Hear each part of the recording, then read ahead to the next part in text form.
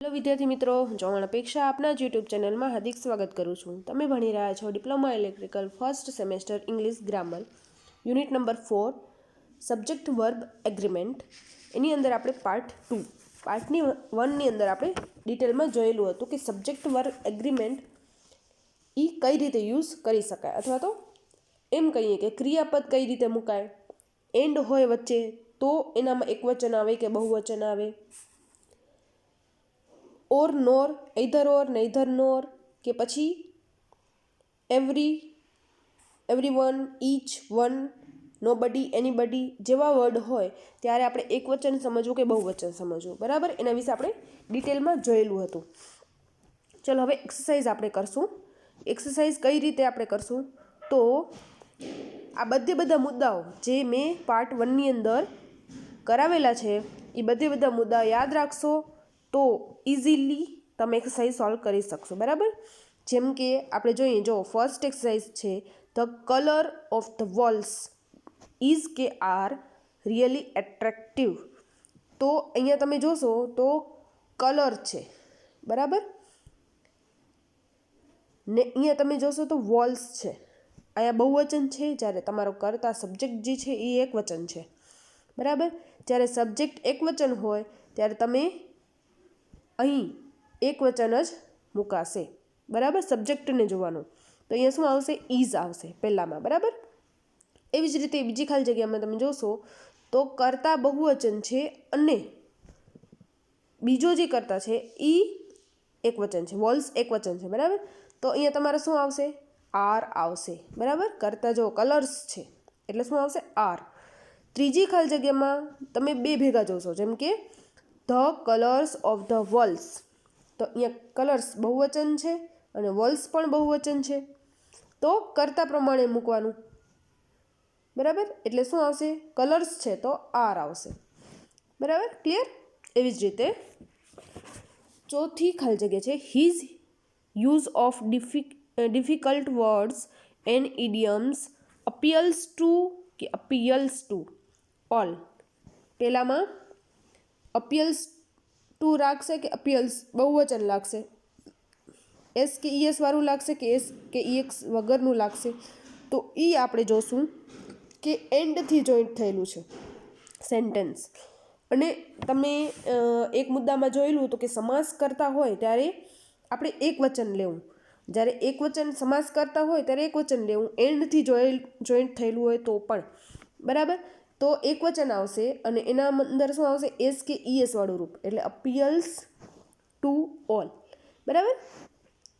चलो पांचमो सेंटेन्स धेर वॉज के वेर सेवरल पीपल इन ध ओपन फील्ड, बराबर। अहींया तमे जोशो तो पीपल वात थाय छे, पीपल एटले लोको, लोको एटले घणा बधा होय तो वॉज आवे के वेर आवे, एकवचનમાં वॉज आवशे अने बहुवचનમાં वेर आवशे। तो पीपल एटले घणा बधा लोको तो वेर आवशे, बराबर। धेर वेर सेवरल पीपल इन ध ओपन फील्ड, बराबर। चलो ध केटल इज के आर ग्रासिंग ध लॉन, बराबर। हवे तमने मुद्दानी अंदर लखावेलुं छे के केटल होय, पीपल होय, बराबर। कोई समूहवाचक होय त्यारे आपणे बहुवचन समझवो तो अहींया केटल छे एटले समूह छे त्यारे शुं आवशे, आर आवशे, बराबर, बहुवचનમાં। चलो सातमो सेंटेन्स ध साउंड ऑफ बेल्स फ्रॉम ध टेम्पल्स। अहींया बेल्स पण छे एटले बहुवचन छे अने टेम्पल्स पण छे। इज के आर इजीली हियर्ड एवरीवेर इन ध विलेज, बराबर। पण वात कोनी थाय छे तमे सेंटेन्स समझो। The sound of bells and temples तो साउंडनी वात थाय छे, अवाजनी, बराबर। घणा बधा अवाज नथी, खाली एक बेलनो ज अवाज छे, बराबर। तो ई साउंड एकवचन, बराबर, एटले शुं आवशे, इज आवशे, बराबर। एटले अर्थ पण समझवो, खाली सेंटेन्सनो अर्थ पण समझवो पड़शे। चलो आठमो सेंटेन्स ऑल ध स्टूडंट्स हैव के has a book each. All ध स्टूडंट्स हैव के हैज़ बुक ईच तो स्टूडंट्सनी वात थाय छे, लो स्टूडंट्स विद्यार्थीओ तो शुं आवशे, हैव आवशे, बराबर। ईच रमेश और हिज ब्रदर सुरेश वर्क्स के वर्क ऑन ध મશીન ઓન ધીસ મશીન, બરાબર. ઇચ રમેશ ઓર હિઝ બ્રધર સુરેશ, બરાબર. અહીંયા એધર ઓર નેધર નોરની જ્યારે વાત થતી હોય તો આનો મિનિંગ શું થાય? કાં રમેશ કાં એનો પુત્ર એનો ભાઈ સુરેશ, બરાબર. બેમાંથી કોઈ એકની વાત થાય છે તો એક વચન આવશે ને એક વચન હોય ત્યાં શું આવશે? એસ કે યસ વાળું રૂપ આવશે. તો અહીંયા વર્કનું વર્ક્સ થઈ જશે એટલે વર્ક્સ આવશે તમારો answer. The trouble with this children is કે આર ધેર બિહેવિયર, બરાબર. તો શું આવશે? The trouble with this children, મુશ્કેલી, બરાબર. ટ્રબલ એટલે મુશ્કેલી, તો ઇઝ ધેર બિહેવિયર. એવી રીતે તમારી 10 એક્સરસાઇઝ નંબર 1ની સેન્ટેન્સ સોલ્વ થઈ ગયા છે. હવે એક્સરસાઇઝ નંબર 2, એક્સરસાઇઝ નંબર 2ની અંદર આપણે જોશું 35 જેટલી સેન્ટેન્સ છે.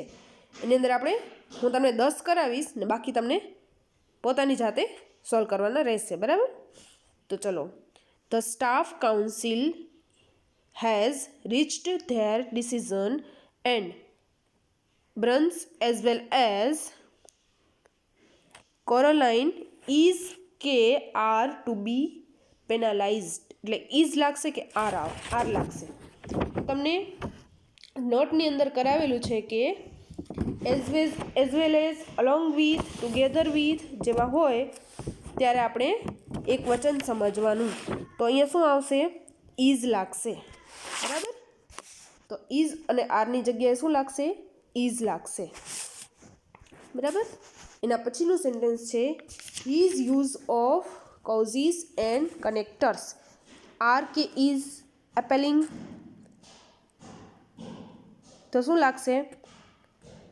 અહીંયા સમાસ કરતા યુઝ થાય છે અને એન્ડ યુઝ થયો છે તો શું લાગશે? એક વચન ઇઝ, બરાબર. ત્રીજું સેન્ટેન્સ છે one of the student in my class own કે owns a motorcycle. One of the students, આખા ક્લાસમાંથી એક જ સ્ટુડન્ટ છે તો એક વચન વન ઓફ ધ, બરાબર. આખા સ્ટુડન્ટ્સમાંથી વન ઓફ ધ એક જ સ્ટુડન્ટ છે તો એક વચન લાગશે ને એક વચન લાગશે ત્યાં એસ કે એસ લાગે એટલે ઓન્સ, બરાબર. ચોથું સેન્ટેન્સ ધેર વોઝ કે were several people in the adjoin room. આગળ જોયું એ જ પ્રમાણનું સેન્ટેન્સ. પીપલ છે લોકો એટલે વેર. ધ ડેપ્યુટી અલોંગ વિથ 30 મિનર્સ વેર કે was killed in the truck accident, બરાબર. તો એના અંદર શું લાગશે? ધ ડેપ્યુટી અલોંગ 30 મિનર્સ, બરાબર. અહીંયા તમારું આંકડા દીધેલા છે. જ્યારે આંકડા દીધેલા હોય ત્યારે ગણ્ય નામ સાથે એક વચન લાગે. તમને કીધેલું જ છે 30 એટલે શું લાગશે? અહીંયા વોઝ, બરાબર. The pump including the motor and the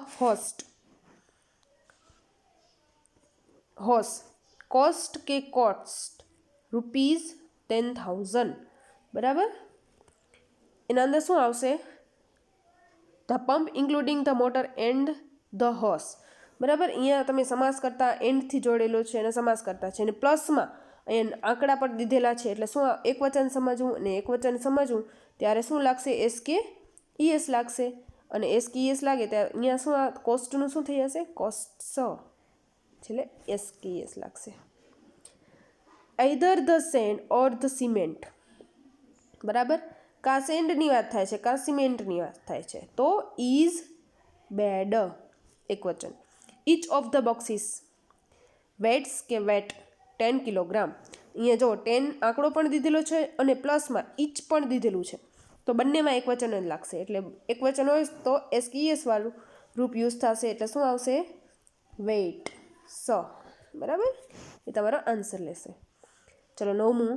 the chief engineer accompanied by 2 executive engineers is or are visiting the site tomorrow. The chief એન્જિનિયરની વાત થાય છે, બરાબર. તો તમને કીધેલું જ છે કે જ્યારે સમાસ કરતાં એક એકમ હકારાત્મક હોય અને બીજો નકારાત્મક હોય ત્યારે હકારાત્મક કર્તાને અનુસાર આવે છે. જેમ કે અહીંયા ચીફ એન્જિનિયરની વાત થાય છે, ખાલી એક ચીફ એન્જિનિયરની, મોટા એન્જિનિયર હોય ચીફ, એની વાત થાય છે, તો એ એકવચન લેશે. એટલે શું આવશે? ઇઝ. તમારા આન્સરની અંદર શું આવશે? ઇઝ આવશે. બરાબર. ચલો, none of the gas have કે has been consume. None of the gas has કે હેવ બીન કન્ઝ્યુમ.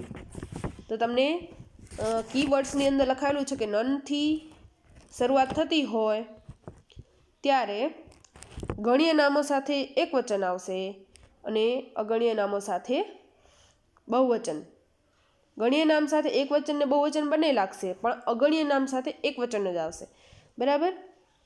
તો અહીંયા શું છે? ગેસ છે, તો ગેસને આપણે ગણી શકીએ? ના ગણી શકીએ. એટલે અહીંયા શું લાગશે? બહુવચન નહીં, એકવચન લાગશે. સોરી, ગણ્ય નામ સાથે એકવચન કે બહુવચન લાગી શકશે અને અગણ્ય નામ સાથે એકવચન જ લાગશે. તો અહીંયા ગેસ છે જે આપણે ગણી ન શકીએ, એટલે શું આ લાગશે? હેઝ લાગશે. બરાબર. ચલો, 1 થી 10 ખાલી જગ્યા આપણે સેન્ટેન્સ જોયા, સોલ્વ કર્યા છે, અને બાકીના જે સેન્ટેન્સ જે છે એ તમે જાતે સોલ્વ કરી શકશો એવા છે.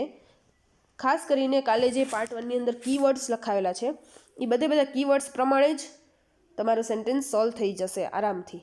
બરાબર. ખાલી અમુક મુદ્દાઓ જ યાદ રાખવાના છે. તો 35 થી 35 તમે જાતે કરવાના રહેશે. બરાબર. ધન્યવાદ.